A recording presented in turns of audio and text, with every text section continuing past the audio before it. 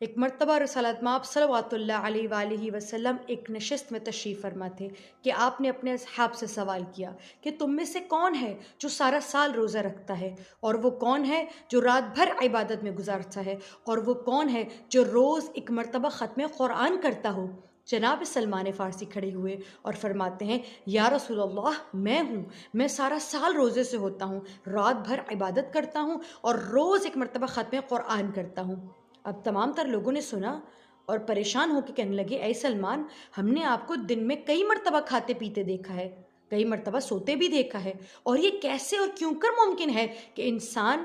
ایک مرتبہ ایک دن میں پورا قرآن ختم کر دے؟ یہ تو ممکنات میں سے بات نہیں ہے۔ جناب سلمان فارسی مسکرائے اور مسکرا کے ارشاد فرماتے ہیں کہ آپ سب نے پیغمبر اکرم صلوات اللہ علیہ وآلہ وسلم کے فرمان عالی شان کا مطالعہ اور مشاہدہ بغور نہیں فرمایا۔ آپ خود فرماتے ہیں کہ جو شخص بھی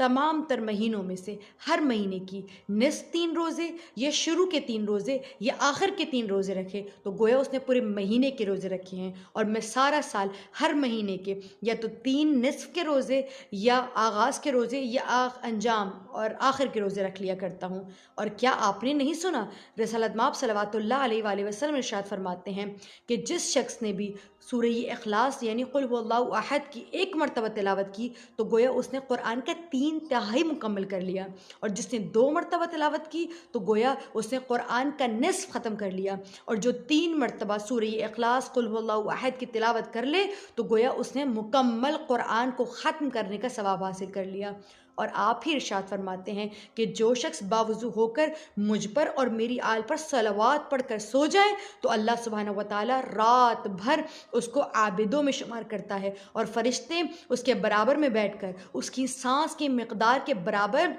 نمازوں اور تسبیحات کا ثواب لکھتے جاتے ہیں۔ اسی طرح سے اور اسی وجہ سے انہی فرامین پر عمل کر کے میں سارا سال روزے سے ہوتا ہوں، رات بھر عبادت کرتا ہوں، اور ہر روز ایک مرتبہ ختم قرآن کر لیا کرتا ہوں۔ یقیناً اگر ہم حدیث پیغمبر اور حدیث معصومین کا مطالعہ کریں تو ہمیں اندازہ ہو جائے گا کہ خداوند متعال نے اس دین کو کس قدر خوبصورت اور احسن اور آسان ترین طریقے سے ہم تک پہنچایا ہے۔ اگر ہم چاہیں تو کس طرح سے اپنی زندگی کو ایک بہترین نیک